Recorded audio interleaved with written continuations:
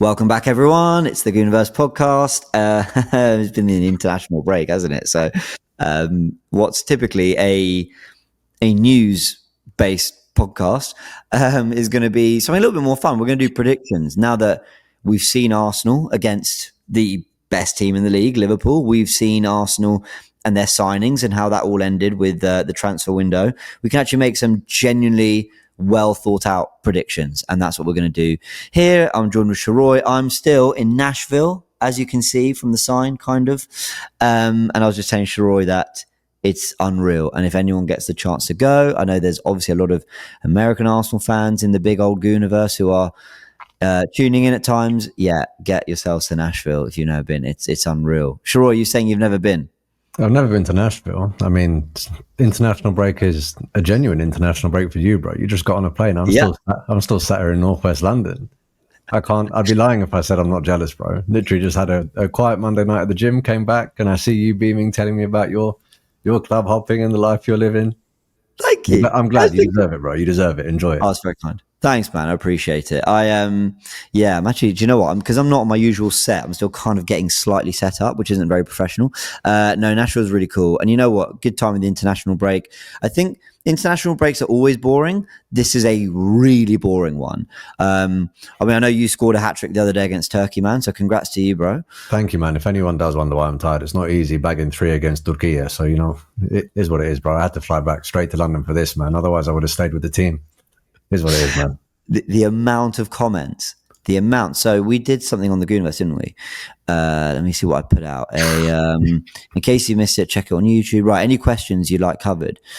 And I guess we may as well just answer this really quickly. But Arcades, how'd you get Merino on the show? And it's just like constant comments. It changes with my weight, the length of my beard, and the height of my fade. Like when I was really, really big, like a few years ago, I used to get DJ Khaled. Then when I got really, really slim, I got Cesc Fabregas. Now I get Merino. And when I had a higher fade, I had Riyad Mahrez. Like it's just basically any ovular-faced guy with thick eyebrows. I'm that guy. That's who I am. Fabregas one. I remember the Fabregas one. Yeah.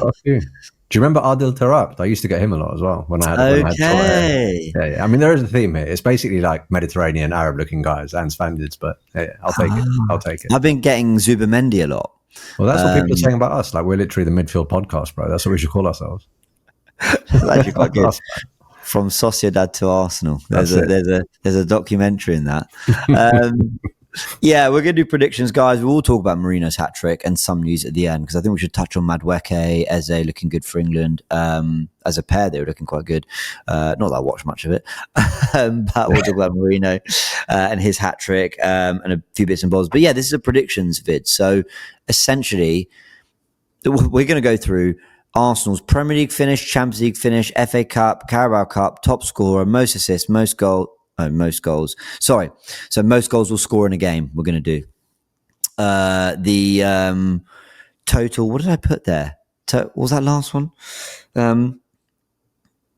Total Premier League clean sheets. Sorry. Yeah. Clean sheets. And then player of the year and a shock result that we're expecting, whether it's good or bad for us. Something we think might happen this season. So yeah, quite a few bits to go through there. Should we kick it off? Should we just get going? Come on, let's go. All right, fine. Do we really start with the Premier League position? I feel like maybe we should. We should just start with, from the off, bam, what we think we're going to do. Do you want to go first? I'm going to give a bit of preamble. All right. If I'm looking at squad depth alone, I think we have the best squad depth in the league. All right. I agree with that. Talking about being equipped for the worst case scenario across the pitch, I think that's us. I really do. Having said that, if you ask me what the ceiling of Liverpool's best 11 is versus the ceiling of our best 11, I have to say that I think their ceiling is higher and they have far more devastating potential based upon what I've seen those players do in the Premier League, including their new acquisition. So I am torn. So it's at that point that I go back to, what do you need to win the Premier League? And I always say this. I think I said this on the last prediction podcast we did last year. One of the things that you really need is a little bit of luck to go your way. 100%. And if I'm looking at the way this season has started, and if you look at omens or whatever you believe in, right? I'm not saying that I believe in that stuff, but I know that some people do. You see that Liverpool, Even when they're down to 10, the kid comes on, they get the last minute winner. Even when they're not looking great against us, they find that moment of magic in their backyard, they get that goal. And you look at their firepower, even when they concede a couple against Bournemouth, they score 4. You look at our injuries, for example. Like, I was sitting there saying we're very well equipped, but how well equipped can you be to have this level of injuries at this point of the season? I mean, honestly, it's unheard of, bro. Like, you go into preseason with basically a fully fit squad, and by game week 3, you have this many injuries. I mean, people aren't. Ben White very often starts for Arsenal. Martin Odegaard is our captain. And Bukayo Saka is our best player. Kai Havertz would have started a hell of a lot of games, and he's one of Mikel Arteta's favourites, right? Odegaard couldn't start at Anfield. Saliba came off 3 minutes in. Yeah, I couldn't agree more. It's a shambles. That's what I mean. And I listen to a lot of Arsenal content, right? And even if you listen to those that are considered to be the more level-headed and the more rational in the space, so I'm talking now about the Arscasts, the Canon podcast, the Ars blogs, like whoever. If you listen to those, even they're saying, yeah, we've got squad depth, but these injuries are a worry, man. That's all to say. What I'm about to tell you is not an indictment of what I think the way in which our squad is built, but I do think that with the way Liverpool keep players fit and the fact that they have now got that acquisition, I don't even want to say his name because it hurts so much. They've got that acquisition. I think they do it again. I think they defend their title.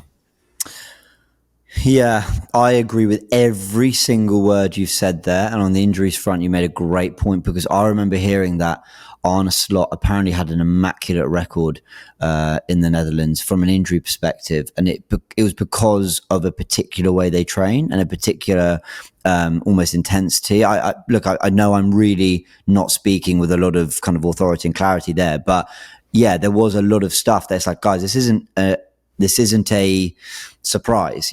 Under Jurgen Klopp, there were real spells of bad injuries for Liverpool. And there's a good chance when they looked to their next manager, one of the big things they looked at was fitness records. And it's not all just luck, but you're right. Almost from our perspective as fans, we can't impact what they're doing behind the scenes. We can only talk about the quality of our players. If they end up getting injured, it's like, well, we didn't factor that in. I know I was speaking for ages. I don't want to cut you off for too long. No, go. This whole "it's not just luck" thing, that kind of infuriates me a bit more, because so often I praise Mikel Arteta for being so meticulous and being so data-driven and leaving no stone unturned.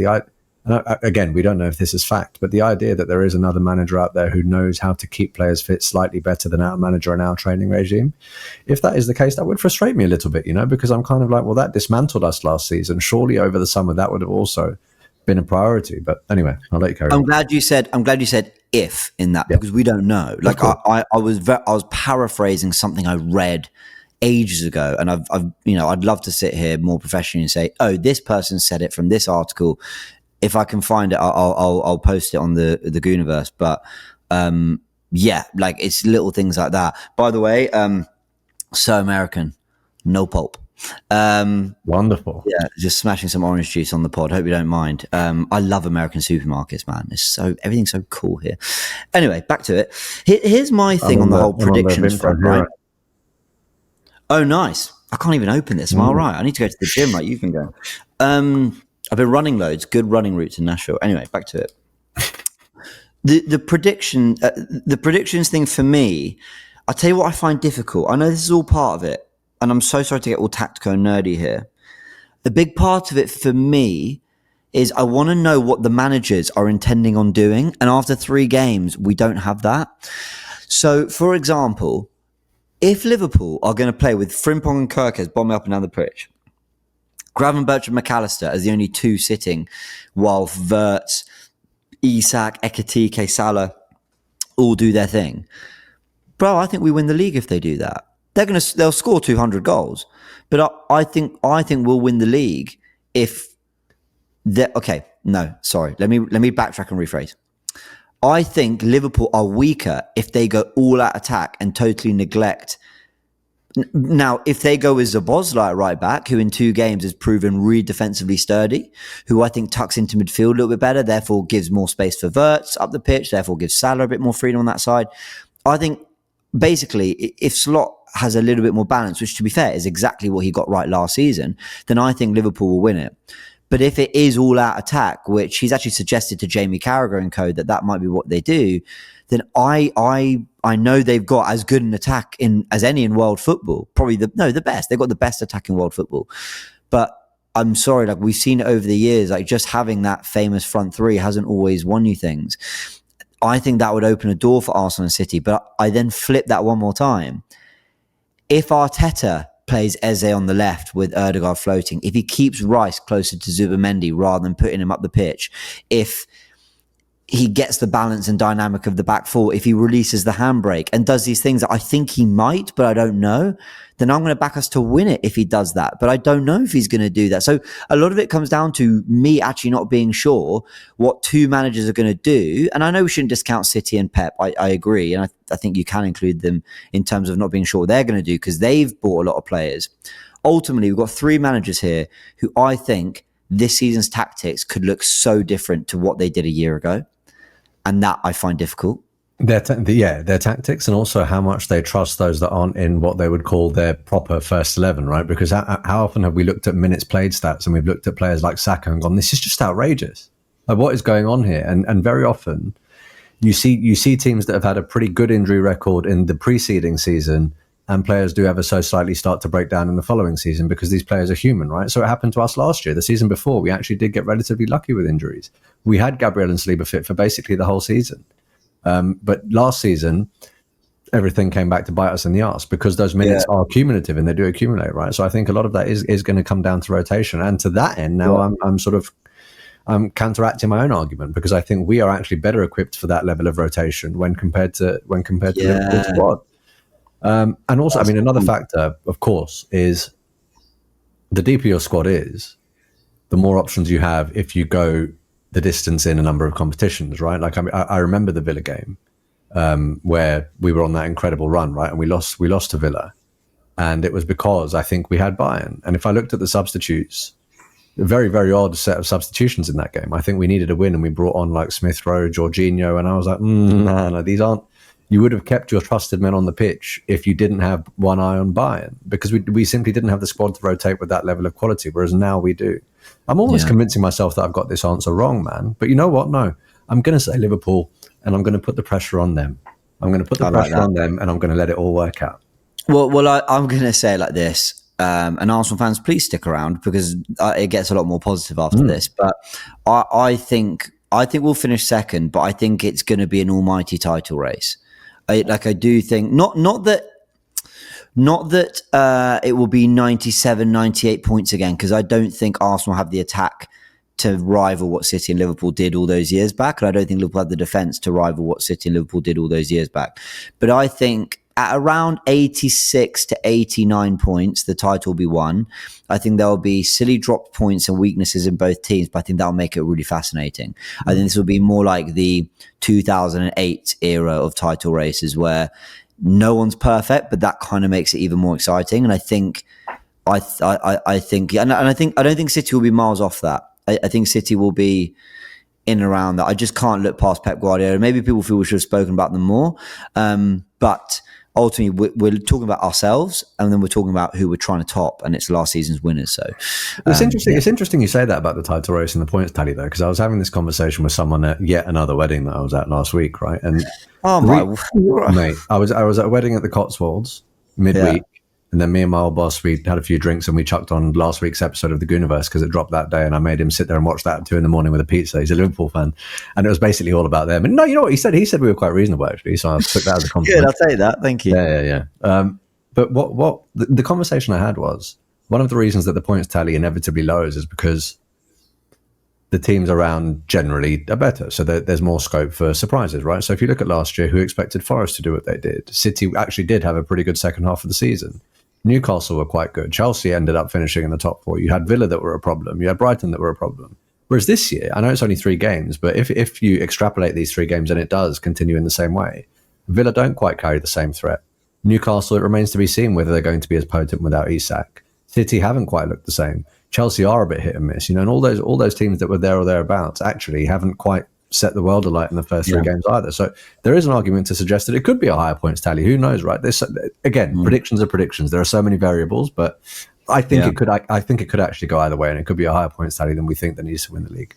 Okay, so we both think second, unfortunately, but we both agree that Arsenal it won't be second like last season, and we'll be competitive. I mean, 4 seconds in a row would be, but it's just honestly like we can't look like what happened the 3 seasons before actually doesn't impact this. I know we'll go, surely it won't be 4 in a row. It doesn't matter when they're kicking a ball. Like last season's results don't have any impact on what's happening now.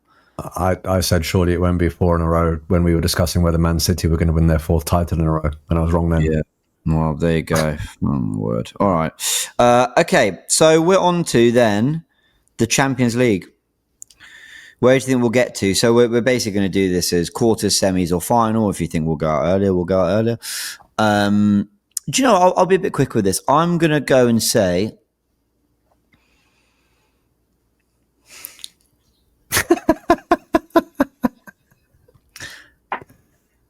I'm going to say another semi-final.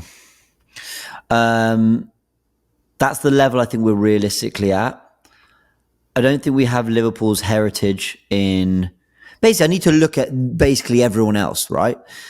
PSG will be brilliant again, I think. I think they were scintillating last season. Barcelona have a great young team. Real Madrid just show up every few years in this competition and win it for the sake of it because they get bored, so they just decide to win the Champions League. I mentioned Liverpool's heritage, I think. No, I haven't, but Liverpool, yeah. Yeah, you have, know, I think those things count for something.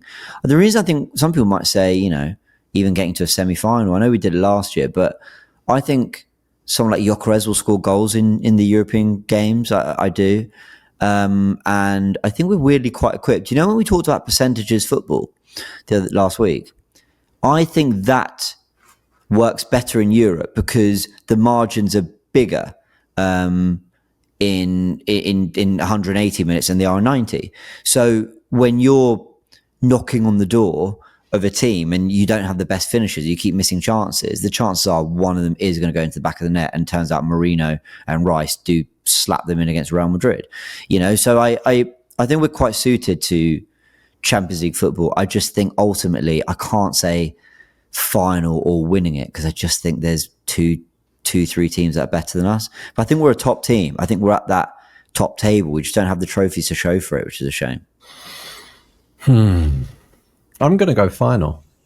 Okay, nice. I'm going to go final. And the reason I say that is because the year before last, we went out to Bayern, and the second leg I kind of looked at it and I thought, you know what, these guys don't quite know how to navigate the Premier League and Europe, right? And that was the consensus. And we went out, it was a flat exit.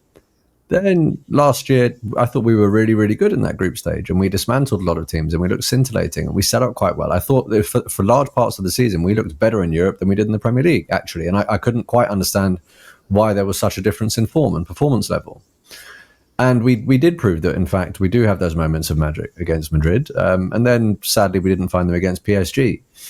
But again, it kind of goes back to what I was saying before about, did we really have the squad to go that extra distance? We got to a semi-final last year, man. But Mikel Merino was playing up front, man. I mean, and there were injuries in that team where I just sat there and thought, it's not the thing that you want to be saying, because of course people will throw spend at your face or whatever. But we did quite well to get to a semi with the amount of injuries we had at that point in the season.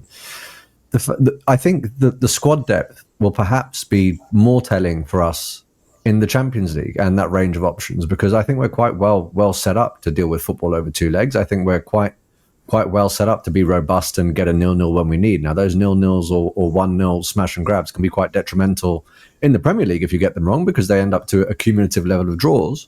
Yeah. But in a cup competition over 2 legs, they're actually an art that a lot of teams really, really wish they had.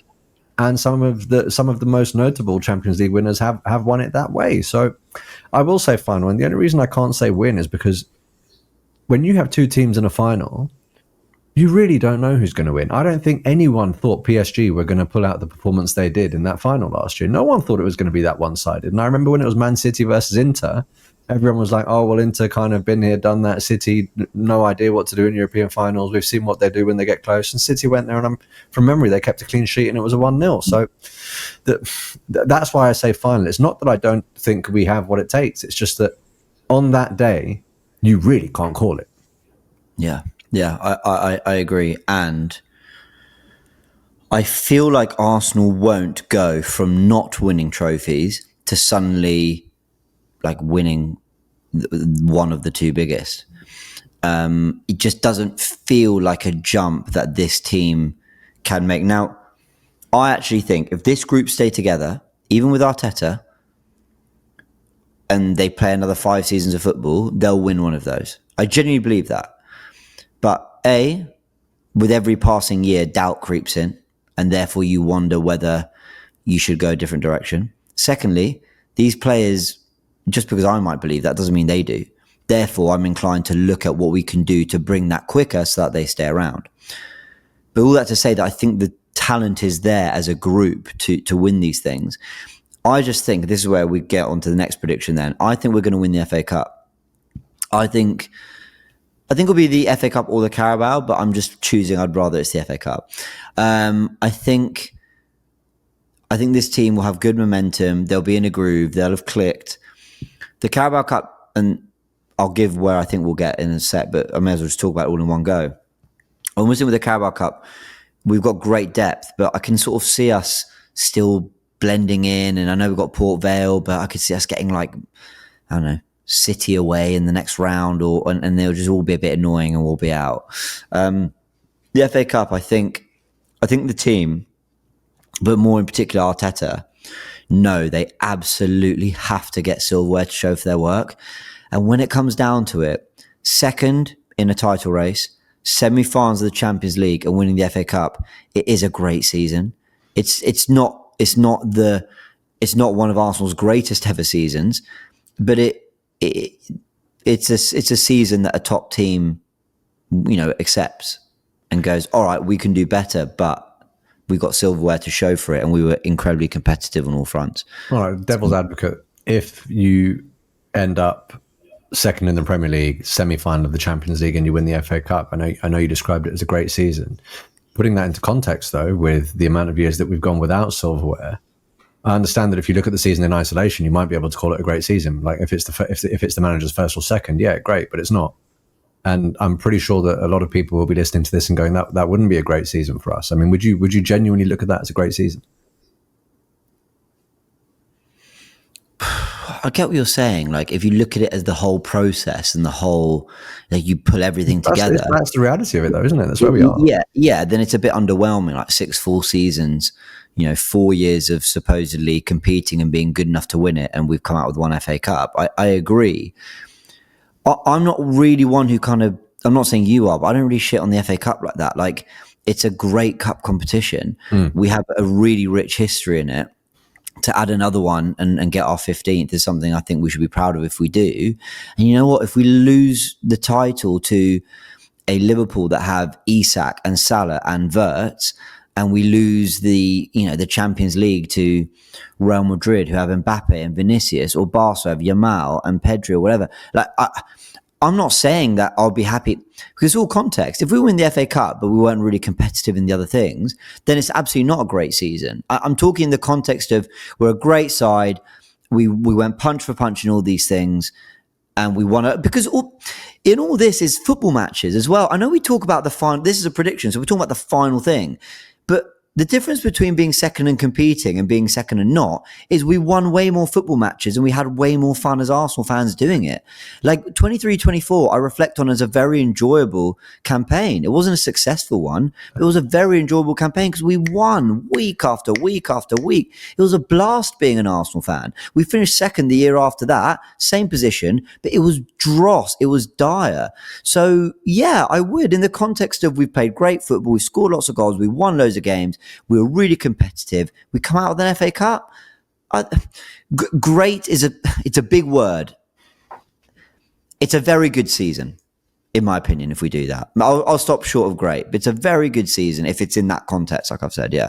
I don't think many, if any, would argue with that. I'd say it's a very good season too. I'd say it's very, and I wish I'd written these down because people might not think I'm telling the truth. But I had us down to win the FA Cup as well. For very similar reasons. I think that. Even though we do have squad depth, just because of the amount of football that we play, I think we will sort of park the Carabao Cup to a certain extent. And I think we'll end up in the Carabao Cup. You can end up against a Palace or a Villa or whatever, but they will take it far more seriously than we will, inevitably. And whether people think that's right or wrong is up to them. But I completely understand why managers do that. I don't think we will take that approach in the FA Cup. And also, I mean, how many times do you open X now and see someone who's put up Arsenal's squad and you look at 3 names in every position and you think, okay, that looks great. I mean, again, that really ought to benefit us in the FA Cup. And I think even if we do rotate, we'll still look at something with 5 or 6 changes and go, bloody hell, that looks like a first 11. So I think we could dismantle a lot of teams in that competition. And the rest of it, honestly, I'd just be repeating what you said, mate. So I'm not going to do it. I agree. I appreciate it. Well, I'll let you come in on the Carabao Cup first then. What do you think? Because I've given some sort of minor thoughts on that. What do you think is going to happen?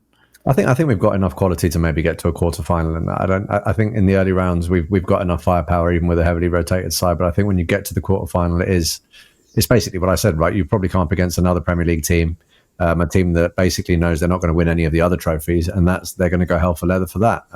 And I think that's where we come unstuck. There'll be a team that's fighting for their lives to win it, and we, whether rightly or wrongly, given that we haven't won any trophies in a while, we'll probably end up going, actually, I know it's a saying that not a lot of people like, but bigger fish to fry. They might have their eyes on a bigger prize. Whether you get it or not is another story, but that's how I see that one going. You know, everything I said about this, my version of a good, or very good / great season. If we won the FA Cup and the Carabao Cup, is that a great season? Domestic double, and you finish second and you get to the Champions League semi. That's what you're saying. Yeah. And it's not hollow second, it's a title challenge, a proper title challenge. Yeah.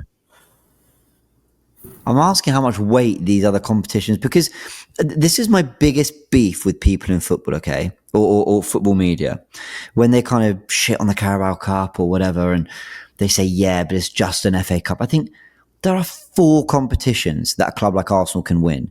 Then you go to the bracket below of people who clubs who aren't in Europe. There's 3 competitions they can win, and realistically, they're not expected to.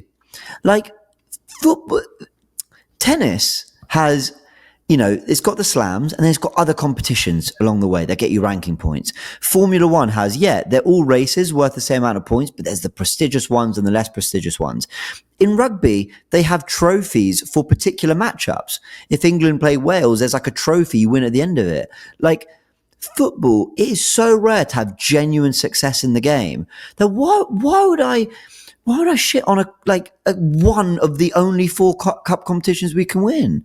Like, I'm not saying we should have an open top bus parade and, bam, 6 years led to the Carabao Cup. Great, because the financial investment and the level of the team suggests there should be more. And you should always be wanting to achieve what your potential is. But to not enjoy it and not say that it's a part of success. So I want the Carabao Cup, man. And I think if we get both of them, that's a great season. Yeah, look, I hear you, but I guarantee you there are a lot of people listening to this that have difficulty extrapolating what you just said from what's come before. And also, I think this is where the age of the fan base does start to tell a little bit. And I'm not saying that you're too young or I'm too old or whatever, but there is something to be said for those fans that do remember us winning the Premier League title.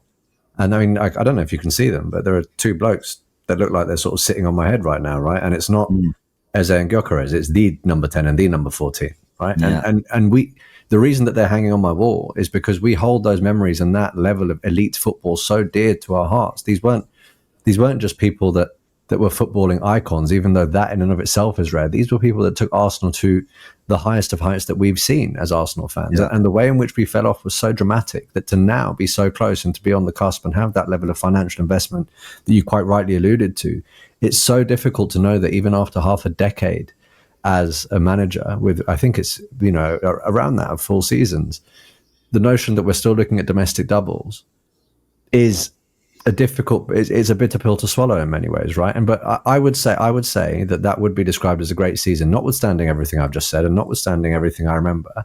But I caveat that by saying it depends on who we lose out to in those majors.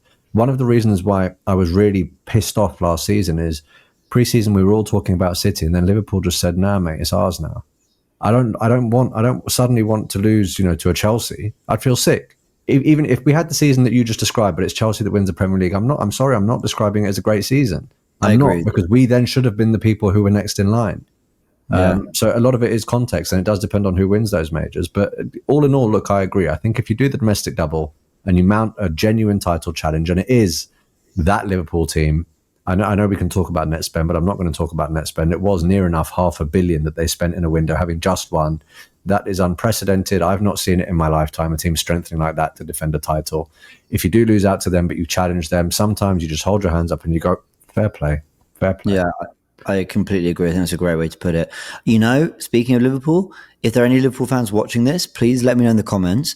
How did it feel in 21-22 when they won the Carabao and the FA Cup, but they lost on the final day to City and they lost the Champions League final to Real Madrid? Now, I want to be really clear about this. Not how did it feel in the moment, because I imagine it actually didn't feel great.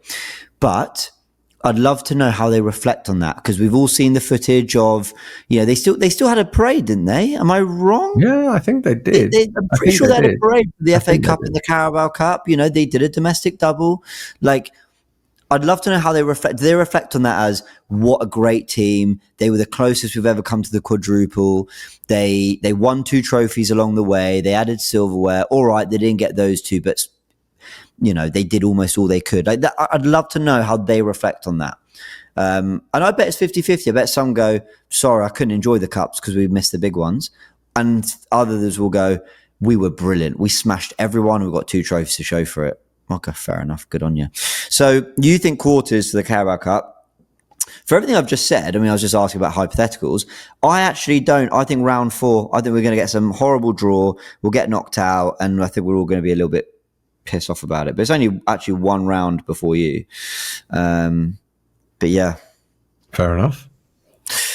So we're half an hour in, and we've done the predictions on kind of the main stuff. Now, just to remind everyone, we're going to do top scorer, most assists, most goals we think we'll score in a game. So do we think we'll score 6, 7? Do we think we'll 4 or 5, whatever? Premier League clean sheets, player of the year, and shock results. So I'll let you kick it off. Top scorer. Who will our top goal scorer be? When we signed Gyökeres, I still was saying Saka's going to be our top scorer until I saw that Gyökeres became our penalty taker. I think that's going to be material, and that's why I'm going for him. But is he our penalty taker when Saka's fit? That's what I read. I read that he is the penalty taker, regardless of who's on the pitch. Yeah, I know. Oh. I know. And to be honest, the way he rifled that last one in, I'm not even switching about that, mate. If you're going to keep hitting them like that, you can take them all. We got another, but you just alluded to something else. Were you going to say Saka? I was, but Saka injuries. That's another concern. Because if he misses, by the way, with top scorer, we're talking in the season. I think we're doing the season, not just Premier League, right? Yeah. Yeah, I think. Do you know? I want to back my boy Saka because I don't like the idea. As much as we're all excited about Gyökeres, we've seen his numbers, and he literally is a striker. I don't like the idea of going Saka, whose numbers have been getting better and better and better and better, and has been reliably scoring goals for Arsenal for 4 or 5 seasons now. This guy comes in and sort of, no, we all think he's going to do it, but I don't know. Can I chime in and confuse you a little bit more? Just a little bit more. He thinks it'll be Madueke, don't you? No, but it's linked to Madueke. I think that Saka will actually be rotated a lot more than Gyökeres as well to protect Saka because of the injuries. So if you're looking at those ancillary cup competitions, and you did say season, I think Madueke is going to get a lot more minutes, and I think Gyökeres is going to play a lot more. Are we ruling others out? Like Trossard gets numbers, Eze? Eze could easily hit 10, 15 goals in the league next season. That wouldn't surprise me. Yeah, but if Gyökeres doesn't get 10, I'd be disappointed, and we're saying that Eze might get 10, right? That's the reality of it. Let's be clear why we bought this guy, why we brought this guy in. Yeah, I'm not running around doing this at functions as a 35-year-old man for nothing. He better be our top scorer. Yeah, I hear you. All right, I'm backing Saka. You going Gyökeres? Mm-hmm. All right, locked in. Gyökeres. We actually need to remember to do an episode at the end of the season where we revisit these, by the way, because it's always fun seeing how wrong we all were. Oh, we will. Yeah. Most assists. For that, I'm going Saka. For that, particularly with those corners off that flank, man. I said what I said about Gyökeres in terms of goal scoring, but if you ask me who our best player is, I am still going to say Bukayo Saka. I think he'll probably have the most goal contributions in our team. I just think that the guy putting them in the back of the net is going to be someone different this year. I'm going rogue, and I'll be honest, this is more hopeful. Oh, I'm going to change it. Oh, no.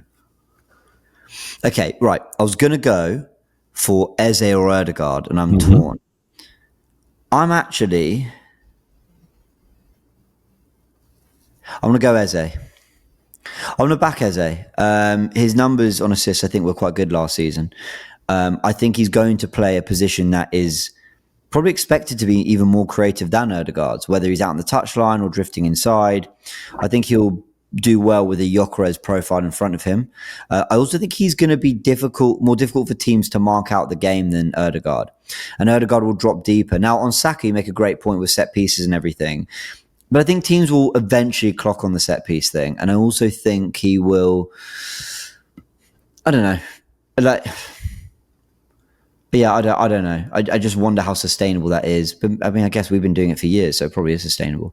I'm just going to back Eze. I just think Eze is just a craftsman, and I think he'll get assists. And what you just said about Eze is exactly why I'm going for Saka, because the fact that we have an Eze there, the fact that we have a Gyökeres there, Saka was already one of our highest goal contributors. Now he's not going to get double teamed. He's not going to get triple teamed. I'm curious to see, once our attack clicks and people realize they can't just leave the left-hand side unattended to, I want to see Bukayo Saka post some dirty, dirty numbers this year. That's why.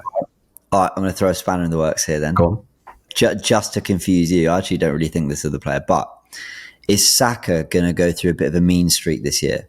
I think we saw shades of it last year. A little bit of, that celebration against Liverpool, like a little bit of I'm the guy. Yeah. And when that got in my head was that goal against Leeds. Now listen, unbelievable finish. Could have squared it to Gyökeres. Now to be fair, the defender's coming around. There's no guarantee Gyökeres scores. But he didn't even attempt that. He went on rifling this from that angle on my weaker foot. Yeah. I just wonder whether... I just wonder whether even he might just be like, no, like, you know what I mean? Like, I want the numbers this year. Maybe. Look, man, I don't know the guy personally, right? And he does come across as quite a nice guy. But if I'm right, he's just turned 24. All right.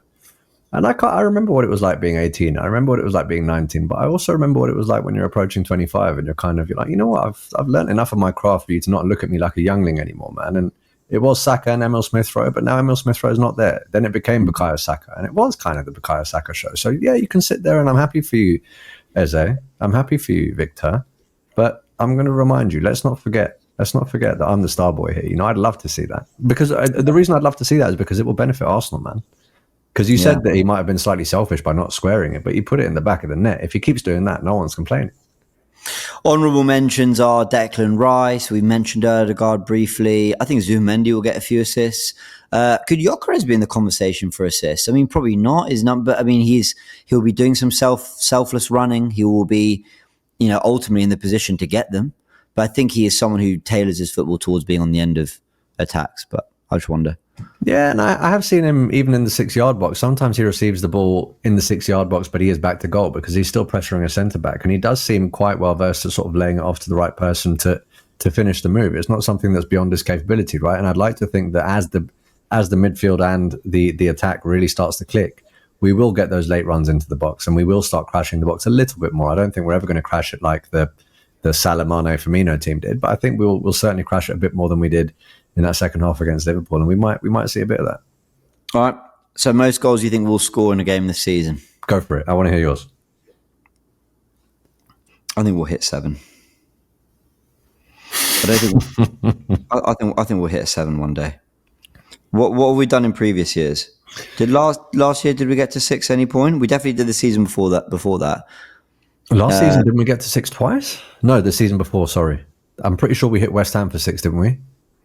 Yeah, that was the season before that. Yeah, Highest scoring Arsenal games under Arteta. Let's see. Surely I can find. We hit Chelsea for 5 the season before that.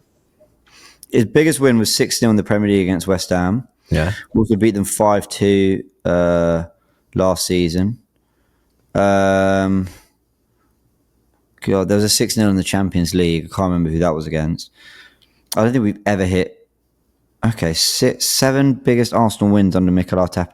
Did we 6-0 PSV in the Champions League? Was it PSV? 4-0. Oh, we did. Yeah, 7. We scored 7-1, wasn't it? Wasn't that PSV? I remember watching it at an awards ceremony on my phone. I was sat next That to a was guy. PSV. We did. We have scored 7 before. Okay, yeah. I'm backing it even more. We will hit a 7 one day. You know what? I we remember scored that. 7 against PSV, yeah. I was at an awards ceremony, right? And I was next to this guy from another firm, and I didn't have a company card, and he did. And he saw me watching that match on my phone, and he said, "Listen, I've seen you paying for your drinks. I'm going to get your drinks on my company card if you put that phone in the middle and let me watch it with you." I was like, "Done. Take it. Let's go." So we just sat there, paid no attention to the awards because we just got sent there by ourselves from our firms, and we were like, "Let's do this." It was wonderful. That's the only reason I remembered it. So what do you think? I think we'll hit 7 again at some point. I just think with Eze, Saka, Gyökeres, Ødegaard, there'll be a game where that comes through, where everything we think that should be will be that. I'm going to be a bit more conservative, and I'm going to go 6. We've already hit 5, and we didn't even look like we were in third gear, so I think 6 is fair. 7 is extravagant, but it might happen. Yeah. Total Premier League clean sheets. So let's see how many Raya got. How many clean sheets did Raya get last season? Let's have a little look. 2 years in a row, I think, Golden Glove. Mm-hmm. So in the 23-24 season, David Raya got 16. That's very good. That's nearly half the game. He's got 16 clean sheets. Unbelievable. We've got 2 at the moment, and it took the most unbelievable free kick to deny us a third. So what are you going for? We're so defensively stacked. I know. We're so defensively stacked. I know. I think he beats that 16 by 1. I'm going 17. I remember that year. It was 13 last year. I know, and I don't think, ultimately, look at the defensive options we have now. That was Miles Lewis-Skelly's breakout season. He's now slightly more battle-hardened. Hopefully Timber has someone that he can rotate with a little bit more. We've culled Tomiyasu, and we brought in players like Hincapié. Mosquera steps in and looks absolutely incredible. I mean, obviously he's no Saliba, but he does step in and look brilliant. I don't think I've mentioned Ben White yet. I haven't mentioned Gabriel yet. Yeah, you know what? I'm going one more, man. And we now have Zubimendi sitting in there as well. We have Declan Rice sitting in there. We've got Norgard sitting in there. I'm going 17, mate. Maybe I'm gassing myself, but I'm going 17. Petr Cech got 24 in the 04-05 season. Alisson got 21 in the 21-22 season. Again, that's what I mean. 21-22, they didn't win everything, Liverpool, but look how unbelievable they were. Are you telling me that they reflect on that badly? Anyway, Edward van der Sar got 21 clean sheets in 08-09. So you think 17? I'll go one more. I'll go 18. All right. Why not? Why not? This is what I mean, where I think we're going to do some genuinely great things. Yeah. I just don't think we'll have all the silverware we necessarily deserve for it. But I don't know. Anyway, player of the year. Who will be Arsenal's player of the year for you? I'm trying to figure out whether I go for a slight... I've been pretty conservative with my picks. I don't know whether I go for a slightly left field pick or I... So I'm not sleeping that well here in Nashville, hence my little stretch. And don't try and... Ooh. It's not. I know it's not the bed you're sleeping on. It's because you're out too late, man. Let me figure this out. It's a fun place, Nashville. Player of the season. See, my head does just say Bukayo Saka, but I don't want to keep going for him. All right, you know how you backed... I don't know if I'm trying to will this into existence, actually. You know who I really hope is our player of the season? Because I think if he is our player of the season, we probably have a better chance of winning things than I've given us this year. People are going to laugh when I say it, but I'm just trying to manifest it. I'm trying to speak it, believe it, receive it. I want it to be Martin Ødegaard. Because when that man ticks, this team ticks. Every time we've seen Arsenal play that scintillating level of football, he has been front and centre. And I want and need it to be him again. So I'm going for him. You're sitting there like, what an idiot. He's definitely not getting that one. No. I like getting that one right. I just want to know what you actually think. Who actually think Actually, I think Bukayo Saka again. I think it's him again. The guy's a difference maker, and he's a difference maker when it counts. It's not always the third or fourth goal. Sometimes it's the first. Even the one against Leeds, man. I know we were in the lead, but it kind of that goal was very important. That goal was very important to completely turn the tide of that match, and he does it week in, week out for us. I'm contradicting myself because I could easily go Saka as well. I was thinking Gabriel for a minute. Yeah, if you want to know what my thought process was. That's the other player. So the three that were in my head were Gabriel, Saka, and this might sound nuts, Zubimendi. It could be. Because I've got Zubimendi to be in the Premier League Team of the Year. And I just think because I know, how's he started? I think he started okay. Not amazing, but I think he started okay. But I don't doubt the quality of the player. Should we go for our left field one? Should we go Zubimendi and Odegaard? I'm sticking with Odegaard. So if you want to do it, go for it. Go for Zubi. Yeah, I'm going to go Zubimendi, and you go Odegaard. I think if it proves true that it's one of them, then I think we can be pretty confident that we've had a good season. Yeah, for sure. Cool. Okay, we're on to the final one then. A shock result. Any shock result you think might happen or could happen any point in the season, whether it's a particular win we get, whether you think it's I don't know. Yeah, maybe a defeat. Maybe someone you think might prove a bogey team this year. Yeah, just curious what you think might happen. I think by the time Liverpool come to the Emirates this is going to get clipped, I notice. I think by the time Liverpool come to the Emirates in January, from memory, it's Wednesday the 7th. I think it's 8 p.m. I might have that wrong, but I think it's around then. I think we'll still be pretty close. I know what this team is like when teams like that come to the Emirates. I've been there for Liverpool at the Emirates for the past couple of seasons now. I think we're going to raise it to such an extent that we put 4 past them at the Emirates. I think that's when we're going to put Liverpool to the sword in January, and we're going to sit there and go, okay, you want to talk about us being negative when we came to you? No problem. Let's see what you got.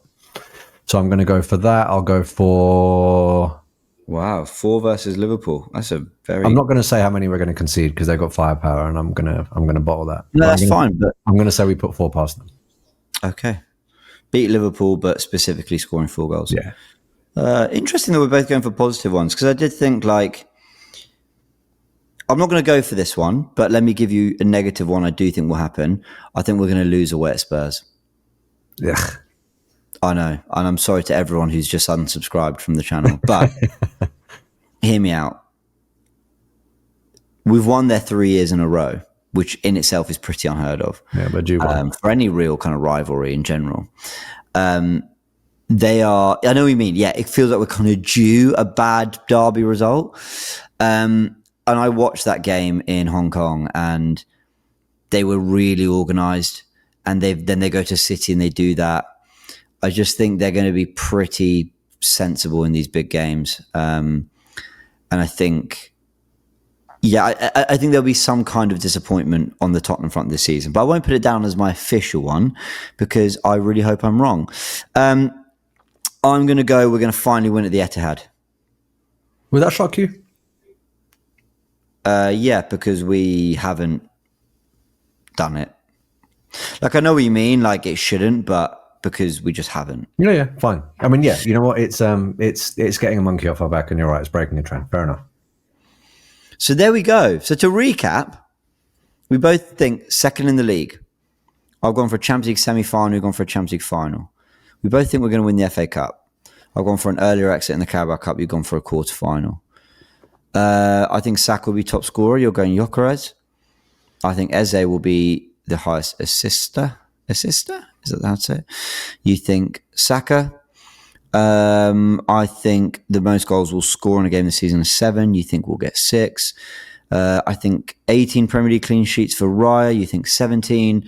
I've gone Zubimendi as Player of the Year. You've gone Odegaard. I think as a shock result, we're going to win at the Etihad, whereas you think we'll put 4 past Liverpool at the Emirates. So, any you want to change?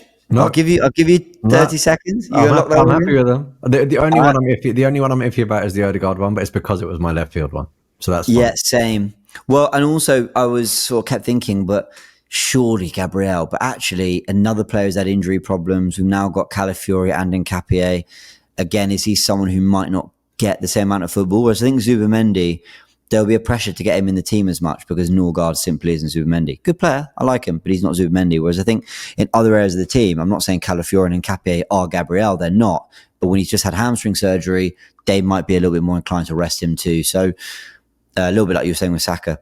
So yeah, Any other rogue shouts you want to go for this season you think might happen? Like, you think we'll get quite a lot of red cards? Do you think we'll be all right? Do you think we'll see anything tactically new or different? Like, I just dropped Arsenal's 25-26 Tactics Explained video on the Goonerverse. And one of the early trends, and I appreciate this was Anfield, so it might have been circumstantial, but it surprised me how much deeper Rice was than Zubimendi in a lot of our attacks.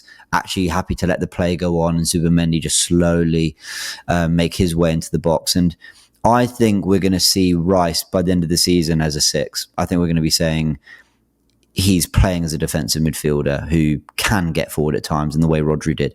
So that's just a little thing I think we might see through the season. Anything you think we'll see? I think we're going to see Calafiori actually cement his place as that first choice left back and become integral to Arteta's best 11. I didn't think that at the beginning of the season, and I didn't think that last season. I thought that Miles had pretty much got that nailed on. But just seeing the way in which Arteta wants to set up now, seeing the performances that Calafiori is putting in, obviously this is fitness based, but I'm realizing that he was actually a much more important signing to Arteta than I thought. He wasn't just depth. He was absolutely the guy that he wanted in his starting 11, and he's played him in some big games now and trusted him. And to be fair, he's vindicated that. And does that mean that Miles starts occupying a different position with Nketiah coming in? I don't know. Does that mean that we do see some rotational midfield minutes for him? Who knows? But only time will tell. Someone said in the comments of the Goonerverse video, they said, it feels like they're laying the groundwork for Lewis Skelly to come into midfield. And actually, as a double pivot player, he's playing the exact same areas he'd be playing from left back inverting. So I think that's a great shout. I think we could easily see Lewis Skelly there. I think that might also explain why why Nketiah was brought in, because it's even more cover at left back in an area where we might be using Lewis Skelly elsewhere. So yeah, I agree with all that. I also think Madueke will be someone we like a lot more as the season goes on. It's already starting to happen, isn't it? It's already starting to happen. Yeah. You like him, Madueke? Yeah, look, man, he was the only one that really looked. He does what he says on the tin. In his unveiling video, he was like, I see a fullback and I try and beat him. And he was the only one that actually tried to do that for Liverpool. He looked like he was the only one that was trying to do that for England. And now, I mean, maybe fair enough, I didn't really listen to him before because he wasn't an Arsenal player. But now when I see him in his media appearances, yeah, he's a likable dude, man. He's coming with the right. He's coming with the right idea, and I've always liked it when someone comes in, and there is something about Eze being like lauded and being the sort of golden boy signing and stuff. And we all want him to do well, but I do like the guy that comes in with a bit of an undue, unwarranted dark cloud around him, going, you know what, nah, mate, I'm gonna prove you all wrong now. Just watch, and I'm gonna surprise you. I like that, and I hope he does that. Yeah, totally agree. That's a screenshot and a half out of context. That's the thumbnail. People are like, wow. They've really scrapped. What's happened to the Goonerverse podcast? 4 episodes in, these two are not getting on. In other news, I wanted to ask your opinion on this as we move away from the prediction side of things. I want to ask your opinion on Mikel Merino, Hattrick for Spain. Someone tweeted, it might have been Elliot from Arsenal Vision. I think he tweeted basically, we all know Merino's flaws, but he scores too many goals to just ignore that. And I've major paraphrased again. I tend to do a lot of that. But I get exactly what he means. Like, this guy knows how to put the ball in the back of the net. That's the hardest thing to do in football. He's gonna be more important than I think we all anticipate this year. I think we all think, well, Rice, Zubimendi, Norgard are ahead of him. Eze can play left 8. We got Gyökeres up front now. Merino will just fill in when needed. I think he could be secretly a very important 12th man for us, as Turkish like to say about Trossard. I think he'd be similar. A lot of those Merino goals, they're like FIFA finesse shots. We've seen him do it for Arsenal, and we've now seen him do it internationally, right? He has a knack for not just scoring goals, but scoring good goals. They're easy on the eye goals, but they're difficult finishes. Those are the type of goal that if it was Gyökeres or if it was any striker, we'd be going, and that's why they're a 9. But because he's not a 9, we don't say that, right? That's the reality of it.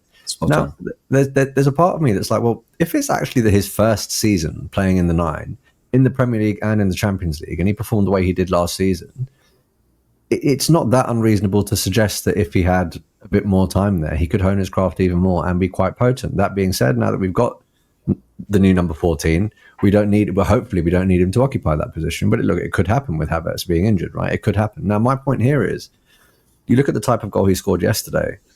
One of them, I remember it quite distinctly. It was crashing the box late, wonderful bit of football leading up to it, something that we haven't quite done. It was a lovely one-touch move, getting the ball into him quickly. He crashes the box late. He's there, and that is something that I think he knows he can do, but maybe the current system and the slight level of rigidity with the role that he's asked to do doesn't permit him to. So my point with Merino is, all the narrative with the Liverpool game was, oh, you came with 3 DMs. It's like, no, he's not a DM.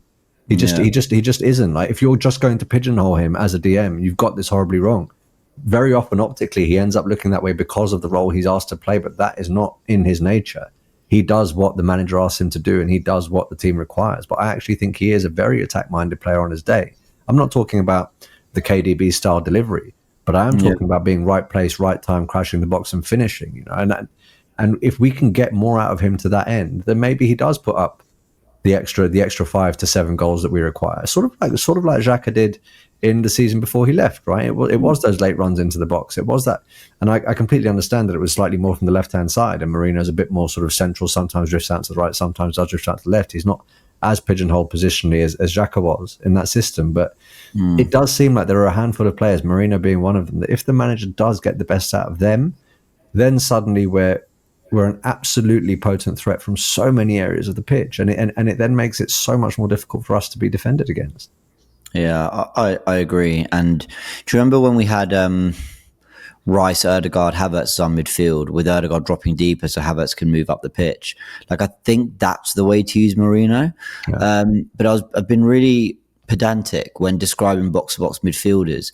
Rice, for me, is a box-to-box midfielder who should have the game in front of him to then run onto. So either the ball is at his feet, there's space, and you drive with it, or the ball's crossed into the box, you run onto it, or it's cut back like against Newcastle and you've swung it right foot back of the net. I don't want you to do what Xhaka actually did really well, which is sit really high up the pitch on the last line. Like, you are in the line of 5 with the attack, because from that position, I almost think it's an understanding thing. It's a know how to find those pockets. As Zinchenko was constantly finding Xhaka, and Xhaka was able to craft and create in those areas. But it's an understanding the position thing. Merino, I think, is somewhere between the two. I just don't know if he can sit in the pockets as well as Xhaka did. I don't know if he can. By the way, we never knew Xhaka could do that too well till he did it in that final season. Yeah. I don't know if he can drive in space with Rice, because he's not got Rice's ball carrying or pace or power. But I don't know. We'll see. Merino, when we need a goal, I can say this quite safely now, will be one of the first players I hope Arsenal turn to. Yeah, and it's incredible that you're saying that, isn't it? After all of the narrative that came after the Liverpool game, and the fact that he started, and everyone says that's indicative of you not coming to play. But our eyes don't lie. The guy scores fantastic goals. I think his catalogue of finishes is actually, if we're looking at quality of finish, it's more impressive than Kai Havertz's. Oh. Pre-Gyökeres, he was the best finisher at the club. Yeah, I mean, I genuinely mean that. And I know people will throw Saka and Trossard or whatever. I genuinely believe, from the very little, if you go pound for pound, for the very little I saw of Merino in front of goal, I can't think of a time he let me down. I remember even against Real Madrid, he had one cleared off the line, with 2 brilliant strikes. Like, yeah, one cleared off the line, then he went again, then it was saved by Courtois. Like, this guy... He did score against them, though, didn't he? In the game that Rice scored. That was a beautiful finish as well. It got lost in the Rice free kicks, but it was a brilliant goal. No, absolutely. I'm just pointing out the moments where he didn't score. I'm thinking, well, he's pulled a great save out the keeper. Like, yeah. But it's funny. Football's so funny, isn't it? Because a lot of people will be screaming hypocrite at the screen. Because yes, I wasn't happy about Merino starting against Liverpool, and I think we said that in the last pod. But the difference is, Merino wasn't playing a box crashing role, a advanced role. He was there for his off the ball work. The most inventive thing he did from an attacking perspective was the ball he played in behind to Gyökeres. So we always talk about players and think that the player's only going to play it in one way. It's about what they're instructed to do. It's about the players they're doing it around. Merino, in marauding up the pitch with Pedri and Zubimendi behind him, is different to Rice and Zubimendi. As much as I rate Rice, he's not Pedri. He's a completely different type of player. And that's where dynamics are important. So we'll see. The predictions are in. Let us know yours in the comment section below. And if there are any rogue ones, put them in the comments and we will just we'll just answer them, I guess. We'll just say what we think. So let us know. Sheroy, I'll see you next week post-Forest, yeah? I want to hear the rest of this Nashville debrief when you get back, bro. I want to hear what you get up to for these last few days. Have a blast, man. Well-deserved break. I appreciate that. Thank you, man. Well, I'm still here recording, but it's a pleasure. I had to. I'll never miss this. I appreciate it. But no, thank you so much, man. Thank you to everyone who's tuned in. I will enjoy what's left of Nashville. There's one more video to come out on the Goonerverse this week. If all goes to plan, I believe we're looking ahead to a very busy September month. So yeah, all hands on deck for what is a crucial month already. Big thanks to everyone. Podcast back Pro Tuesday next week. When's Bilbao? Is that the Wednesday night? Well, I'd be lying if I told you I know. If Bilbao's Tuesday, then expect the podcast a bit later, guys. Do you know what? I've got a second to just check this so I can actually tell people, and then we need to get organised, me and you, Sheroy. Bilbao is right. Bilbao is Tuesday, 11:45 a.m. here, which is 5:45 p.m. in England. So it's Tuesday night. All right, we'll probably do a podcast Wednesday if that works with you. Wednesday morning, everyone can expect fine, that. So, fine. all right. More than happy. We'll do something like that. All right, guys, been a pleasure. We'll catch you all very soon.